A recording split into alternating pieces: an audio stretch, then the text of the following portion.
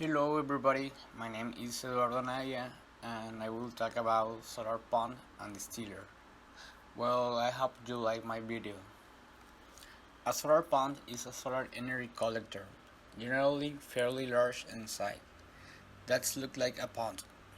This type of solar energy collector uses a large and celtic-like as a kind of a flat plate collector that absorbs and stores energy from the sun in the warm lower layers of the pond.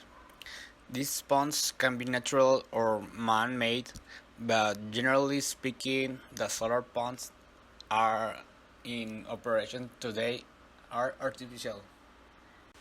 The key characteristic of solar ponds that allow them to function effectively as a solar energy collector is a salt concentration gradient of the water. This gradient results in water that is a heavily salinated collecting at the bottom of the pond, with concentration decreasing toward the surface, resulting fresh water on top of the pond. This collection of salty water at the bottom of the lake is known as the storage zone, while the fresh water top layer is now the surface zone. The overall pond is several meters deep, with the storage zone being 1 or 2 meters back. These ponds must be cleared for them to operate properly, as the sunlight cannot penetrate to the bottom of the pond if the water is murky. When sunlight is incident of these ponds, most of the incoming sunlight reaches the bottom and thus the storage zone heats up. However, this newly heated water cannot rise and thus heat loss upwards is prevented. The salty water cannot rise because it is heavier than the fresh water that is at top of the pond, and thus the upper layer prevents convection currents from forming.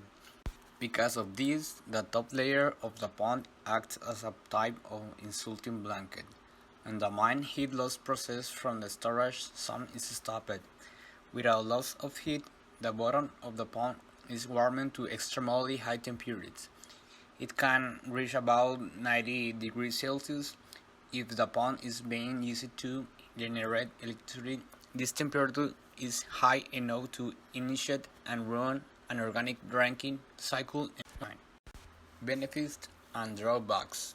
One benefit of using these ponds is that they have an extremely large thermal mass. Since these ponds can store heat energy very well, they can generate electricity during the day when the sun is shining, as well as at night. These ponds also don't work well at high latitudes as the collection surface is horizontal and cannot be tilted to collect more sunlight. Well, now I want to talk about the solar distillers. What is a solar distiller? A solar distiller distills water with substance dissolved in it by using the heat of the sun to evaporate our water so that it may be cooled and cooled, thereby purifying it.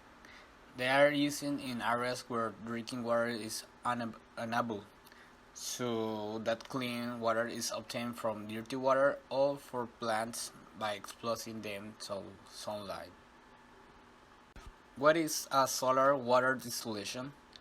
Solar water distillation is the process of using the energy from sunlight to separate fresh water from salt or other contaminants. The untreated water is placed into a steel basin which absorbs heat, eventually reaching high temperatures, causing the water to evaporate, cool, and condense into vapor, leaving the contaminants in the underlying basin. How does a solar distiller work? Solar distiller units can be used to remove salt from water. The basic design consists of a shallow, covered trough. The water evaporates from the brim and condenses on a plate over the collection trough. For a high-efficiency solar still, one should have a high solar radiation, high air temperature, low wind velocity, and a small condenser surface. Advantage: it is a relatively cheap and low-maintenance system. There are not energy costs. There are not moving parts. Disadvantage: rate of distillation is usually very slow. The materials required for the distiller may be difficult to obtain in some areas. Solar energy is only available during the day. Well, that's all for today, and thank you very much for your attention.